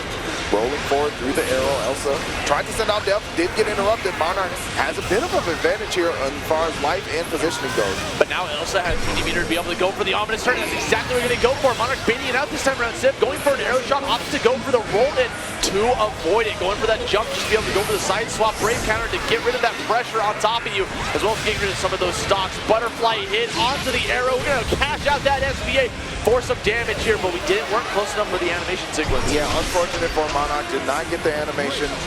He still has a huge life lead. Brave counter to create some space, laying down the traditional butterfly. Doesn't have meter for the ultimate version. Got to block the slashes. Death is behind the ultimate ominous turn, but a push Monarch forward. Look at all the life Monarch has lost just from blocking. Yeah, but it's all going to be worth it whenever else is on their last card here. There it is, spending it on the E ultimate. No longer has it out. At this point, you can't tie the chip. It doesn't even matter because we're going to catch that jump in with an ultimate reversal. Monarch showing some signs of life here. You saw Elsa try to dash L there as soon as Death would disappear to continue to pressure with Nier's buttons. A lot of them are very good, but Monarch created the right space and was able to capitalize. Ultimate ominous turn, going to trade out with the butterfly. Monarch, though, needs this round to continue their life in the tournament. And right now, they're getting wall bounced right now in the corner. Very scary stuff. Gets the ultimate fatal waltz. So gives Elsa an opportunity to dash in there, continue that damage time. Doesn't have enough meter to be able to close that out. Monarch looking at Death's door right now. Looking at that 9th place finish. Has to figure out a way to get through this, right? Because the hearts are now gone. So Monarch's going to be able to push Elsa all the way to the left side of the screen without getting called in. Because if Elsa tries to go for a 6-6L or something, Monarch can easily just stuff that out. But now Death is back on the screen, but you're in the corner. It's going to be a scary situation here for Monarch. The chip damage is just adding up. Time is ticking away. Death is approaching. The Sky Call, nothing doing. Good avoidance from Monarch on that misfortune. Able to move forward. BC just to keep the corner pressure. Monarch shooting away, trying to find the right mark. Hammering away at the guard. Eliminates Death with the butterfly activation. Is Monarch, oh my my God, Monarch almost brought that whole thing back for the sliver of his teeth, bro. But unfortunately for him, Elsa's gonna take that W, qualify into top 8, loser's side, another near going up in there. But shout outs to Monarch for climbing all the way to 9th place here at Combo Breaker 2024. You know that's a good placement for yourself, especially with Matera. Yeah, I mean, a character who we don't see much of at all. You know, Senpai Spider we see, you know, on the NA side of things running the Matera still. But again, like you said, Elsa finally getting their way into top 8. Maybe not the way that they wanted on the winner's side, but you're still there, you're still playing tomorrow. And that's got to feel good, especially with the way that Elsa lost to BEPaw. It was kind of a full dismantling. So you can now, at least at the end of the night, say, hey, I have time to regroup. I am able to say that, you know, I'm in top 8, and now I can worry about tomorrow. Yeah, especially you can also watch the VODs. You can rewatch the VODs in case you have to run into BEPaw one more time because the set literally just happened. You have all night to study. So don't go out, you know, partying or anything on Saturday night, right? You got to be up and ready at 10:30 in the morning to figure out that next round. But speaking of next round, we're going to move on into the next one. We got HexTengu facing off against Kilo. Kilo making a return here, obviously, with the Belial has a near on top of that. We saw the near come out last time, so we have to wait and see what's going to be cooking from these two players. It's going to be a round 2 match, not quite the qualifiers just yet. Yeah, so another one to continue for potentially for Kilo or HexTengu. Kilo, I'm expecting to see the near once again. Yes. HexTengu played a Percival, and so this will be an interesting one. Again, near versus Percival, you kind of the same rules apply. Obviously, you have near and death. You got to be respectful of death in those certain ranges, but Percival, as we stated at the top, has the ability to lay down the flame carpet and really try to aggress. But it might be a jitter. No, this is just a button check for sure. Yeah, 100% button check, especially with that default Andy Grant costume. I play default Grant, it's fine. I like it, bro. He's cool. He's got the baggy pants. Yeah. No worries about it. He looks like such a dork, and I love it. I like the spike hair Grant for, you know, like series, but I actually like switching between the two, right? Depending on the mood or something like that. But the mood is certainly set here. We're going to make sure buttons are checked so that we can continue forward. Again, losers round 2 action, so not quite a qualifier just yet, but nonetheless a very important match. Yeah, losers going down with a 13th place finish at Combo Breaker, which is still very important placement here at this Arc World Tour events. But on top of that, it's all about trying to get further beyond this set, but also moving on into top 8 for tomorrow's sets. Yeah, that's exactly where you want to be. So here we go. There's the Percy. Selected, searching through the colors. Gonna go with the red and white, all right. I dig it. You know, it's very regal. Yep. Very a lot of royalty to come out from him, which is pretty much his character. Looking like that Prince Charles painting, you know what I'm saying? Just got that. Oh man, this will be good one though. HexTengu Percival versus Kilo on the near. It'll be flames versus death. That's absolutely right. And this is going to be one of those crazy matchups, right? Because against the likes of Nier, who we've been seeing a lot here lately on the stream, playing against her requires a lot of patience. And the thing is, if HexTengu wants to play patient, he can back up and just charge stocks. Yeah, and that's certainly what he might be needing to do here. However, in the mix, break on the throw, poking out with the 5M, the ultimate ominous turn. Gonna push him into the corner. Kilo working quickly. There's a nice cancel on death, but Kilo mashing back with the 2L. Gonna be able to punish through that command dash opportunity. Another tech break opportunity coming towards your way. Ominous turn up. The ultimate variety is gonna open you up and shut you down. Listen, I don't care how many stocks you have in your portfolio. You can't take it with you if you're dead. Hey man, some people. So the way some of these people be trading, I don't know. They think they can, bro. They certainly do. However, Tengu gonna have to keep alive here. Nice forward moving DP on Percival. 5H does land as well. Kilo, again, encroaching on that middle range and threatening with the death call, and now using Nier's buttons. There's the misfortune. The cancel though from HexTengu. Kilo still aggressing and trying to put himself in an advantageous position. Okay, another command dash in, gets the slash, pops up Kilo momentarily, looking for a second opportunity to go for it, catches the toes one more time with that crouching medium, be able to put you back into a ping pong situation. Oh no, that was another combo extension coming out. Are you gonna no, that's gonna be able to drop down. Okay, HexTengu with a little bit of life left, but Not classic. for long. The side switch for Kilo. Bobbing away, just jamming out. Side swap overhead, man. It does it all. You got to be on the lookout for that move because a lot of Niers are looking for a situation to be able to go for that. It's usually going to be whenever like near the death is on top of you, right? Because they're colliding the screen, you're paying attention towards that. They're not quite looking at Nier in that situation. You see HexTengu patiently waiting, not using the break counter, instead taking the chip damage, but Kilo with a huge life lead, sending out death again. I like the cancel, went for the stab. Nobody home, there's the VC, charging up 2 stocks and using 1 immediately. Got some more dash lights coming in to apply some more pressure. Catches you one more time with that crouching medium. The move that is like the bane of your existence when fighting against the likes of Nier. Kilo now on set point. Yo, expeditious work here for Kilo, noticing that, hey, I'm in round 2. I still got plenty of matches to go, and I do not want to spend any more time than necessary on this one. Absolutely, coming in one more time with the slide. Command dash coming in. Now we finally see HexTengu trying to go for a command grab. Very greedy. Kilo definitely saw it coming, went for a jump. That was the first time HexTengu did have corner pressure. That's what Percival's definitely wants him to put down the flame carpet. There's the stab as well. Gonna lay down the fireball. Canceled out death, but Kilo not afraid. DP for their troubles. HexTengu trying to work with some pressure, but I got one too. Coming in again one more time, another command dash to catch you on the low. Seems to be the move of choice here from HexTengu. Another grab puts you right back into the thick of things. Only 2 more heads for Kilo, but it doesn't even matter because we're going to close it out with a raging strike. Going to move on into the loser qualifier match, and that's going to be it for HexTengu. Going down with a 13th place finish with Percival, probably the highest placing Percival of the tournament. Yeah, look, potentially so. I think so, yeah. And so Kilo going to be able to jam on forward into a qualifying match for top 8 and keep the run alive. Speaking of alive, we got 2 more coming up. KINARI versus Makouna. Going to be a Nier versus a UL. And both of these players didn't necessarily do, I'm assuming, you know, obviously what they wanted to do on winner's side, but might have had some time to kind of regroup, refocus, say, okay, I'm still alive in the bracket, I still have that chance, and now it's all about the execution. Yeah, all about trying to execute your way towards that top 8 position. KINARI getting kind of snuffed out by, was it BEPaw? No, that was Elsa, my bad. Getting knocked out by the Cagliostro, Wavie. Wavie, yeah. It was a full dismantling too. I mean, in a different way. BEPaw also dismantled a Nier, but it was in a different way, right? You saw Wavie use a lot of the aggression of being able to teleport forward, avoid the Omnis turn completely, right? Like just take it off the table and force KINARI into uncomfortable situations. Now, Makouna doesn't have a teleport, you know, but does have a couple of other actions. You got to be careful of the dive from UL if we're going to take to the skies, obviously. There's still stance to be respected, so it's something that KINARI's going to have to pay attention to because Makouna can be just as wily on the UL. Yeah, and I've seen a couple of ULs, Gucci Blown being one of them, mention that this matchup is not favorable for UL. Yeah. She's just got a lot of tools to deal with all of the all the shenanigans that UL wants to go for, whether it's going to be like the fade back dash in or whether it's kind of go for some hops. Death just like ignores the parry mechanic, right? Like the high low that if the normals hit while you're in the stance, she doesn't care. Death just goes right through it. So it's something that you got to be on the lookout for as a UL player, which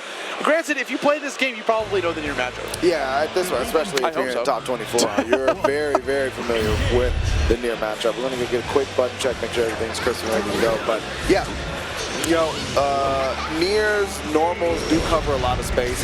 They do have a lot of, you know, just obnoxiousness, the low, like you said, just a lot of things that Nier can do to force you into uncomfortable situations. And then on top of that, you have Def. So Makouna's really going to have their work cut out for him to see if he can stop KINARI from even playing the game, because that's really when you're winning. You get either Def stocks low or just not allow Nier to summon at all. Yeah, and that's something you just got to be able to have in the back of your mind while you go into this match. So again, going to jump into this. KINARI traveling all the way from Japan to face off into this matchup. Meanwhile, Makouna here in the U.S. going to see what we're going to be able to cook up here in this matchup. We just have to wait and see how it's going to be able to start out. Round start, begin. Qualifier match. Here we go, Makouna playing patiently. Oh my God. Strike lands and just takes away a BP from both, so could have been a lot worse. There's the throw from KINARI. Def hovering ominously. Yeah, to be honest, nothing really happened in that exchange. They both just lost to BP, but yeah, create some distance. Just make a little space. There's another one, not this time. Give me those frames. Yeah. For first time, fool me once, shame on you. Fool me twice, shame on me. Makouna coming right back into the thing. I love that side swap from Makouna.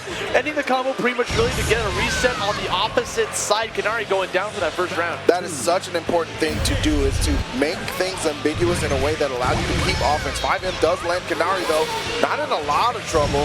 And Makouna swinging away now in a whole heap of it. Foxfire for the continuation. DP ender for the combo limit. There's the reset. Dodges the misfortune as well. Makouna seeing with eyes unclouded.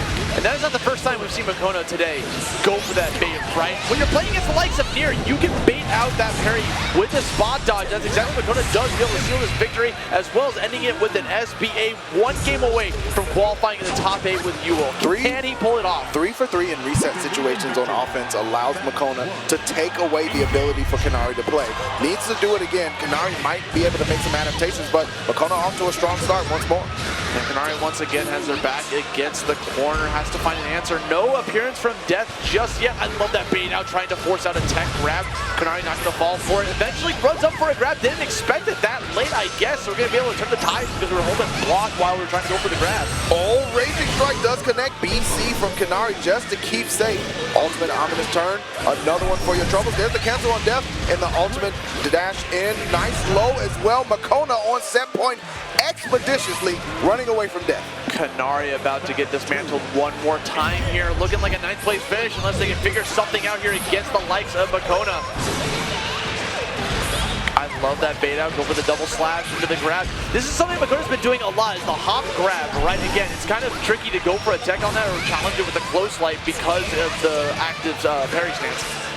Yeah, KINARI finally finding some space to play too. Makouna put into this corner, gotta block up the slashes. This is where KINARI wants to play. Has meter to catch out if possible. The BC whip! And Makouna continues to aggress forward. Late tech on the throw. KINARI, no BP available. Raging Strike immediately. Makouna saying, you do not have enough diamonds to cast Revivify. You're out of this bracket.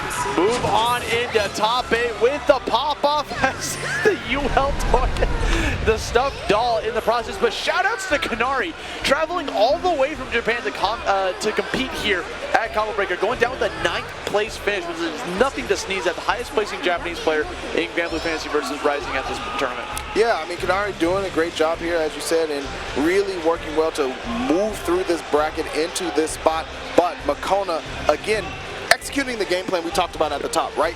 Being wily enough while securing your offense on the reset situation, something UL can do very well. Yes. And turn the tables on the paper matchup of saying like, well, actually this matchup sucks for UL, but if my opponent can't play the video game, I don't have to worry about what the matchup chart looks like. Yeah, unfortunately the 2 times that we saw KINARI here in top 24, they were both just like 2-0, 2-0s, 2-0s.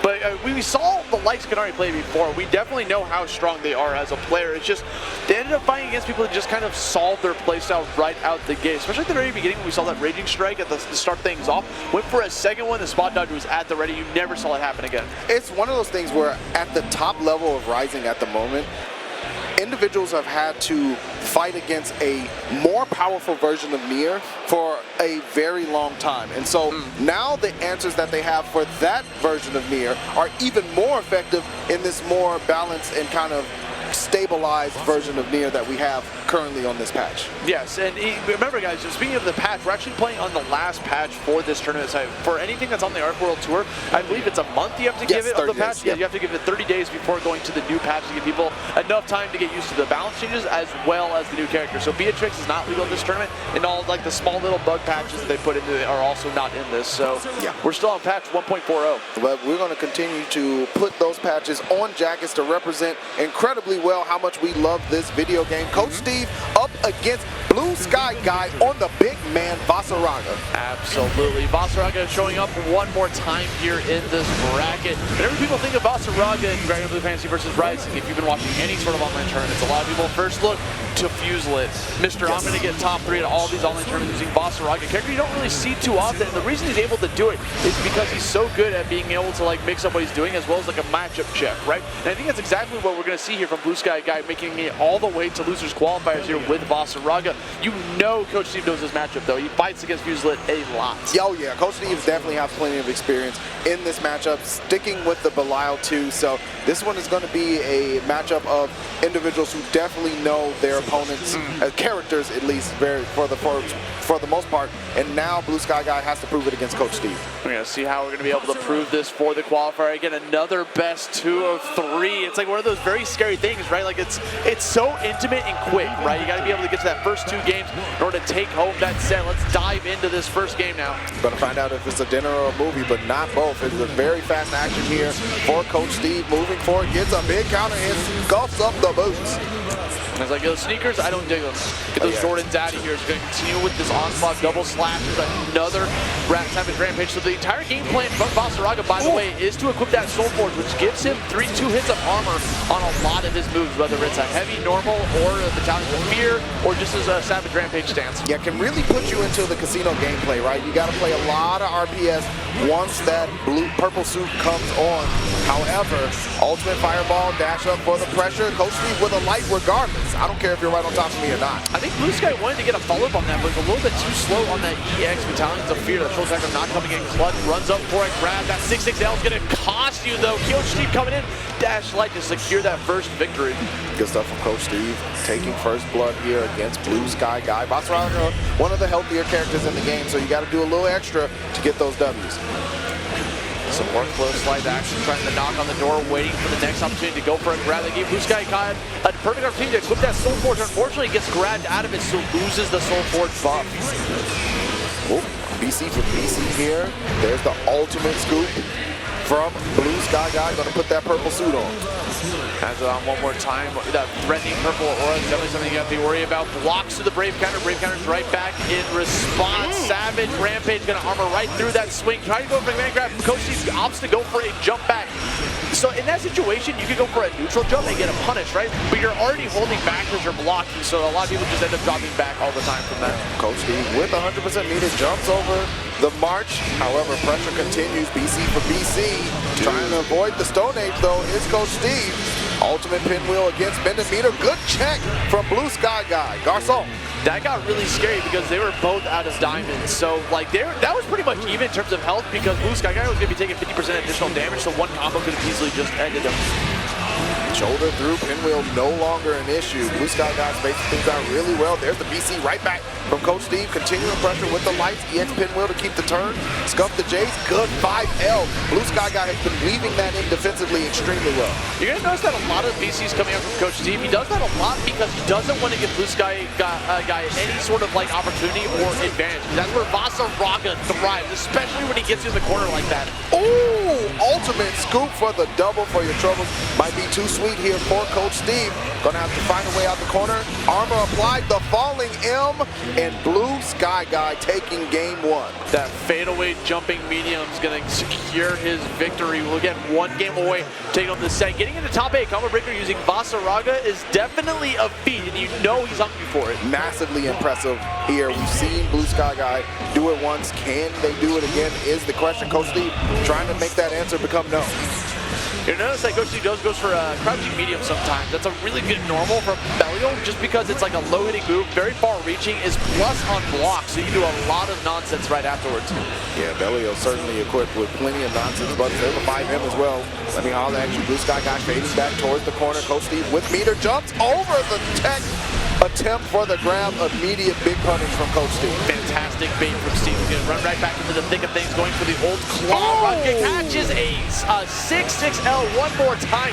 Gets that dashing light a mile for its money here, but now BlueSkyGuy has plenty of meter Soul Forge equipped to easily go for a reversal if he so chooses. Catches the jump, unfortunately was a little bit too early on the trigger. Coach Steve was up above him. He lost all of his meter for that attempt. Got swept, jumped over the ultimate pinwheel. BlueSkyGuy still in there, full block and punish.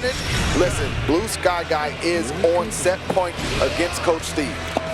1 more round away from taking him out. Coach Steve on the verge of getting 9th place finish, traveling here all the way from the Bronx, wants to get something for his troubles. Very hungry, trying to get any sort of hit, but BlueSkyGuy is not giving him the opportunity. Listen, you're going to have to prove it to me. Got the Magneto colors on, and Asteroid M might be dropping on Coach Steve's bracket hopes. Okay, goes for the jump around, avoids the command grab in the process. Unfortunately, BC is going to give BlueSkyGuy a perfect opportunity to go for that Soul Forge equipment. Continue to spam the first swing of the Battalions of Fear. Savage Rampage going for the low, sweeping slash. That's going to be a fantastic turnaround grab to put you into the corner. This is what Steve wants here, is to be able to continue this pressure at safe spaces. Tries to ultimate pinwheel, does get it through. The pickup with the dash H. Coach Steve still locked into this match. We are dashing like crazy. Another tech throw opportunity here. Throwing out the pinwheel, playing it super safe here. Finds an opening with that close light. Has full meter to spend the SBA. He so chooses, goes for the Raging Strike to get the refund right afterwards. Here come all the pinwheels, but I don't think this is going to kill. Foster-Aga has a lot of health to play with. Yo, Coach Steve a dab away from continuing his bracket run. No diamonds though needed from BlueSkyGuy with the low amount of health. However, the reversal on the scoop. Coach Steve has to be super careful. There's a confirm away, but the pinwheel keeps the plane moving for Coach Steve. At that point, you had the health lead. BlueSkyGuy was out of resources. You throw out that projectile, you're probably going to net that win. That's exactly what was going through Coach Steve's mind. Still showing some signs of life here. I feel a little bit of people on that heart monitor. And once more, connecting these dash lights like crazy against BlueSky. Two shoulders in, and the close check. Coach Steve catching BlueSkyGuy on the reset. There's the Raging Strike. Stabilization does not have the meter to cash out, but still going for the reset. Frame kill with the dash H as well. And yeah, BlueSkyGuy using the ultimate skill to get pressure alleviated. Put that purple on. Yeah, give me that Battalions of Fear to give me back my turn. Soul Forge ready to rock here. Armor through, but the pinwheel has so many hits. It's going to hit the first two very easily. Ultimate shoulder again, combo from BlueSkyGuy, putting on that purple again. Will it be a work suit or a funeral one? And it looked like we might have a little bit of a eulogy being written up. Coach Steve has the potential to send BlueSkyGuy out of here, but it's all even 1-1, and this is a very, very balanced match. Steve is very close to buying some flowers for the funeral here as we see what's going to happen for this Game 3 opportunity. This is very scary for both players. They're super hungry. They want to come back tomorrow. They want to prove themselves in top 8.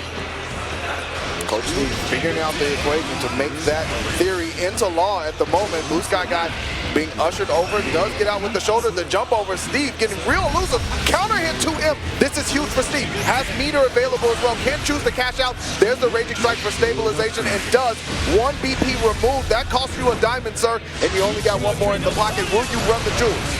It's going to be quite the question, right? You're sitting here in the back corner, has to find an opportunity, gets the ultimate reversal with the command grab, finds her way out of the corner, equips some Soul Forge after that far heavy, just applies some pressure, hoping for a counter hit or something, an opportunity, but instead just gives you some breathing room. But Coach Steve not going to allow you to breathe. Go for a side swap, very scary, but that's okay because we've been able to convert this into a raging chain. We have one more here in the pocket. We're not going to pull the trigger because we don't even need to. Coach Steve on set point. Coach Steve turning the tables on BlueSkyGuy, who looked to be running away with it. The adaptations will be found, and can BlueSkyGuy make the shift? Big jump in starter though, not out of this is BlueSkyGuy. Yeah, now we have the corner pressure here coming from Blue. Going for some blocks here, crouching light, can't get a conversion because it wasn't a counter hit. Throwing out some instinctions, there's the ultimate variety into the Battalions of Fear to get the combo and the close-up corner pressure. Give me that command grab. Oh, tried to flip out on him. Steve said, not like that, big man. You're not supposed to be doing all that. Big punish here for Steve, alleviates some pressure as well. The dash in, jumps over the throw. The M crosses up and still hits. Steve, well aware, able to shift the combo back over towards the other corner. BlueSkyGuy does have meter. Steve might need to watch out for a reversal. There's the BC. BC on the reversal attempt. Steve with no diamonds left though. Cannot get touched. Has super close meter to Skybound Arc. Steve trying to space things out. Let me holler at you. And now, set point for BlueSkyGuy. This is so scary for Steve. He's been in all with those diamonds. Final round of the set. Winner of this is going on to tomorrow. Loser to getting a quick trip home with a nice place finish. Coach Steve looking for an opportunity to find that. Jumps through the command grab, backing up though, so giving a lot of space up to the BlueSkyGuy, responding with the brave counter because even though he blocked it, I love that bait dash in. Get that grab bait, get the jump in, and now you're getting some combo damage. Steve putting out pretty good damage. Goes for the reset, jumps over again. Says Jumpman, Jumpman, yeah, that's me. Black Air Force One energy for Steve at the moment. Going to be able to cash out here with the Skybound Arc. Take a diamond away from BlueSkyGuy. You got one more. What's in those pockets? What is going to be the answer here on the knockdown, the Oki situation? Going to go not for the stage jump. The command grab gets just simply grabbed from BlueSkyGuy, coming right back with the DP. No more health. The dash heavy does the second one to get closer to the aerial version of the command grab. It's going to be able to find its mark. No more help here from BlueSkyGuy as he's trying desperately to bring this back to the depths of despair. This is huge damage. Putting that purple on. Going to work. Steve, last chance for the dance. Does the BC, but hollering at you. The walkthrough. BlueSkyGuy marching their way on to top 8 on Sunday. Oh my God, with the pop-off right afterwards. Are you kidding me? Vasaraga in top 8. Granblue Fantasy versus Rising at Combo Breaker 2024. Good God.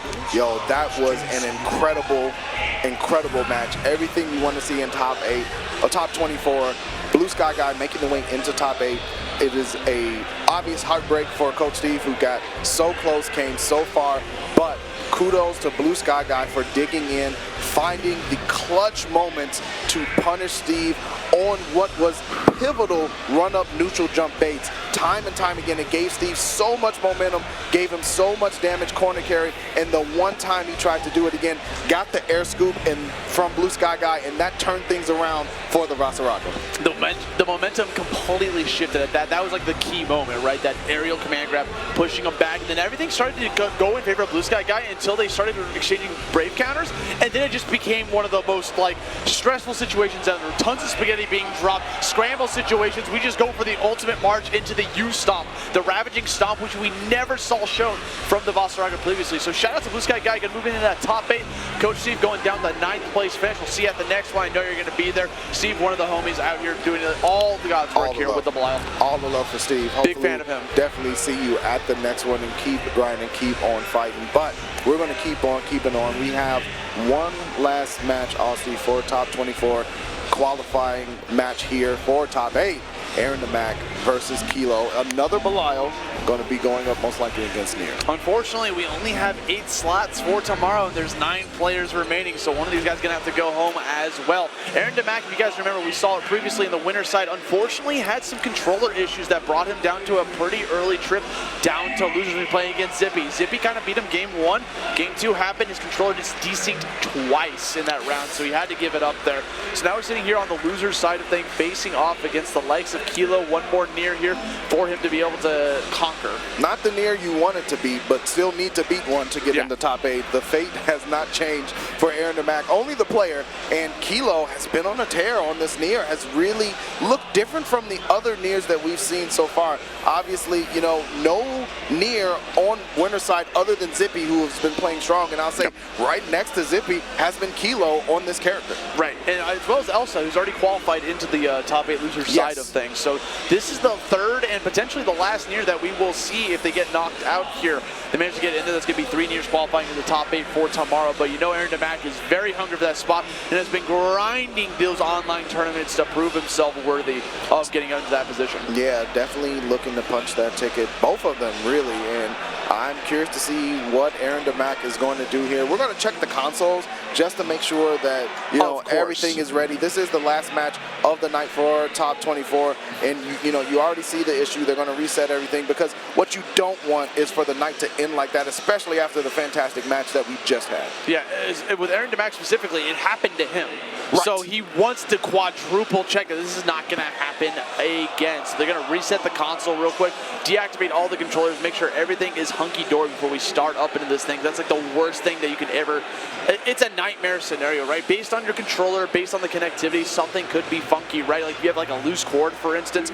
I've definitely run into a situation where I had a controller and eventually the wire kind of gave out, so anytime you move it, it wiggles out and desyncs. That's something you definitely don't want to happen in this match. You really don't, and it's something that sits in the back of your mind if you're not confident about it, right? So you're not putting your full mental energy towards the match in front of you because you're always like, oh, well, if I move the controller too much or if I jostle it, it'll come loose and then I automatically lose the round. So Aaron wants to be as comfortable and as confident as possible that the connection is going to stay with the controller. So all you have to think about is the match, and with Kilo being the opponent, there's plenty there to ruminate over.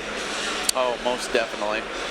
And you guys remember, if you're just now tuning in, welcome to Combo Breaker 2024, Granblue Fantasy versus Rising.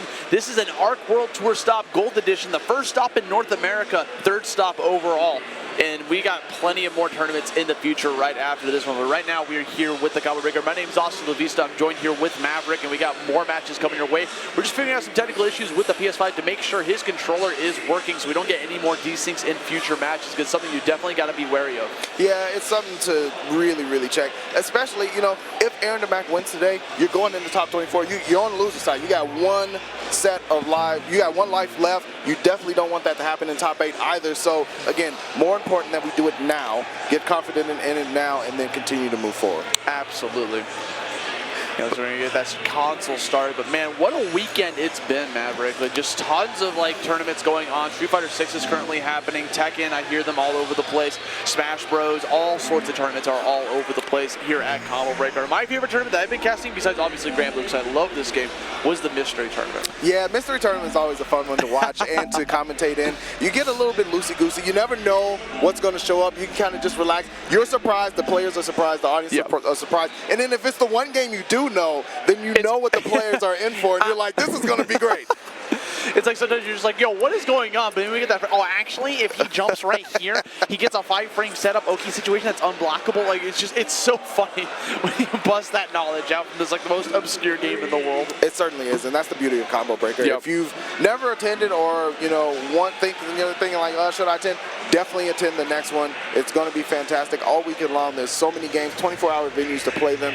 And, of course, your favorite fighting game is most likely here. There's so many games being run the whole weekend long, and most of them get streamed as well. So it's a really good time to be able to participate, get some of that offline energy in you, and really appreciate the FGC for what it is. And the best thing about this is this tournament's all about the community, right? So even if your game's not present, you can make a petition to get it present. All you gotta do is just talk to them, open up a channel of communication. That's what this tournament's all about. It's all about the community and giving support for people that want to just play their favorite games. The vibes here are immaculate.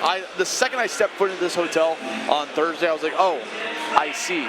I get it. Yeah, you get it. The moment you step in, the moment you come up to the lobby, you see people already grinding out sets, chilling, meeting each other, seeing each other maybe for the first time or haven't seen each other for a year. It's such a welcoming space and welcoming environment. It's run incredibly well. There are people from all levels, all different walks of the FGC life coming together to make this one happen. And it is my favorite tournament to go to, and a lot of people's for a reason, and that is it's about that community spirit. Yeah. Big fan of that. And speaking of the community, I'm a big fan of the Granblue community, right? Oh, yes. Like, I've commentated vanilla Granblue before in the past. I did it once at, I believe it was Super TSB before the pandemic shut it down.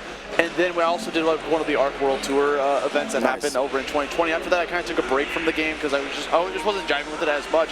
When Rising came out, I was like, dude, game's fun again. I can jump back in, and the community has been super welcoming with that. So I appreciate the community for welcoming us with open arms, and it's been an absolute pleasure to lend the voice to this game because it's so easy when you love the game. It is. It is. It makes a huge difference. I mean, this community is everything to me. Is really where I kind of took off vertically in commentary. I had done commentary for a bunch of different games before this one, but this one is the one that kind of stuck to my heart, and the community has always been super supportive of me. They've, reached out. They said, hey, you're awesome. We enjoy your commentary. And as I've grown, the community has grown with me. We were all in the pandemic together, and I really believed in the ability for this game to be fantastic from the jump. Obviously, the pandemic was the pandemic, but I never stopped loving it, and that's why I continue to stay on the mic for it. And now with Rising, it's such a wonderful feeling to be knowing like this game is special, and now we're going to show you why even more so than before. So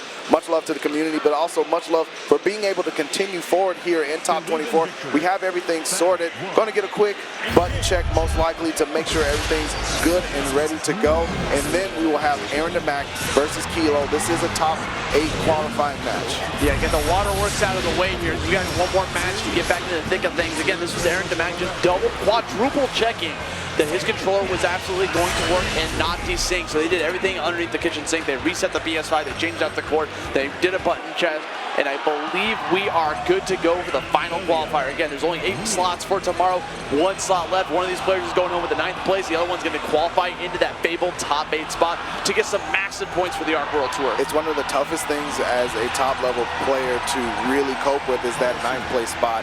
It is, very difficult to look at, but Unfortunately, someone will be receiving that number on their Start GG page. Will it be Aarondamac or Kilo? We're about to find out. Top 24 loser side. The last match of the night, Belial versus Nier. Let's get it.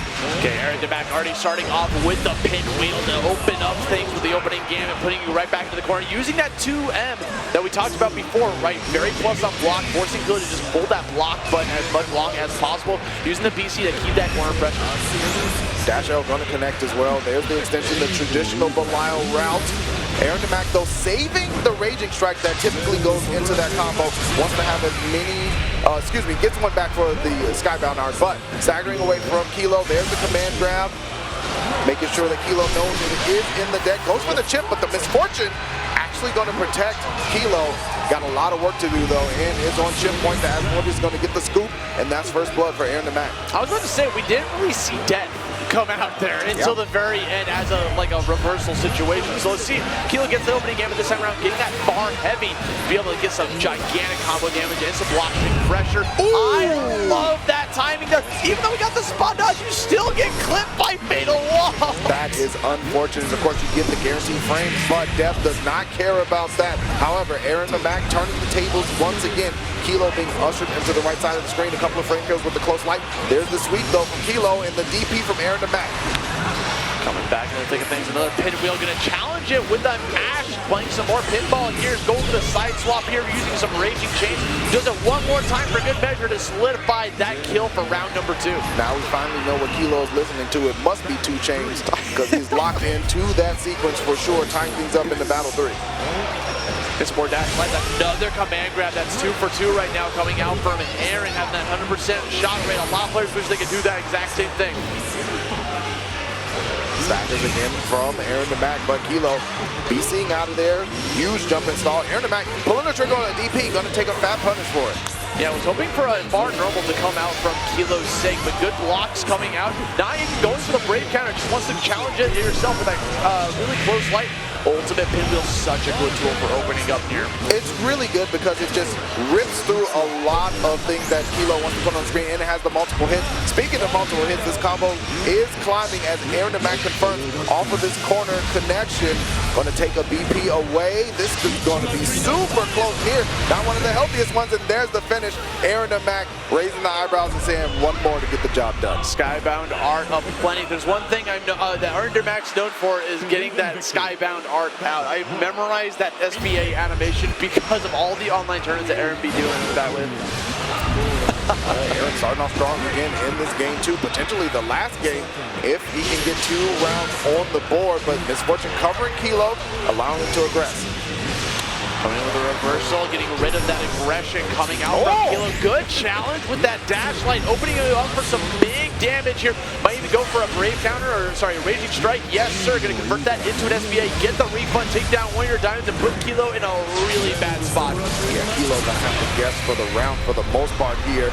Aaron gonna jump in safely. Kilo has to respect the pinwheel, gets hit late, but a back throw incident has occurred. This could spell tragedy. No, Kilo with the being put in the corner from the brave counter. Misfortune punished, and Aarondamac now on set point. Very scary situation because what happened there is Aarondamac was expecting a block on that pinwheel to go for a tick throw, but because it hit, the throw did not work.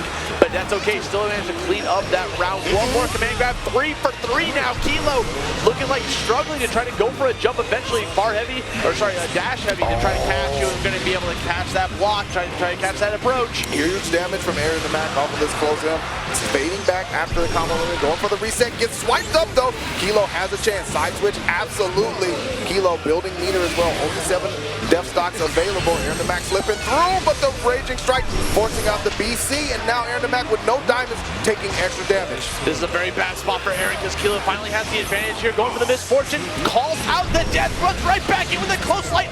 She can't get another damage. He's one more hit in the process. Goes for a spot dodge, trying to bait out the brave counter because he had 2 diamonds to play with. Was definitely expecting it. Another ominous turn coming out. One more hard in the die. Trying to go for a side swap, but it was too far away. There's the EX ominous turn to give Kilo some tournament life here. Kilo got to do it again. There's only set points available for Aarondamac in this game. Needs to do and start out strong with Aaron with the dash light connection. Here's the pressure with the 2M as well. Another stagger, BC, but BC right back at you. Kilo stuck in this corner. Dash light connects again. Aaron relentlessly bullying their way into Kilo's HP bar. Can he build the meter to be able to catch this into an SPA? I don't think so. So we're going for a different route this time around. One more conversion, one more opening on Kilo. Will secure you a top 8 spot, but Kilo's not relenting it just yet. That could be it, but unfortunately went for the wrong one. Went for ultimate Asmodeus as well, but Kilo with 100% Skybound Art and in the Super Skybound Out territory, going to use it immediately, taking 2 BP away from Aarondamac. None remaining. Kilo with 2 diamonds on their side. Aaron needs to figure this out the old-fashioned way. Gets the far H, and it is the return of the Mac to top 8 one more time. Aarondamac securing his spot here in top 8, loser's side. Out of what was that raging strike coming out from Kilo was a little bit too far away to connect. Going down the 9th place finish, you gotta pat yourself on the back for that one. Even though you didn't get that game on Aarondamac, you still went home with the 9th place finish here at Combo Breaker 2024. And guys, that is our top 8 players that we got. Just to get a little bit of a rundown here, that's gonna be Havaniceday facing off against BEPaw on winner's side. Zippy versus Wavie on the other side of things.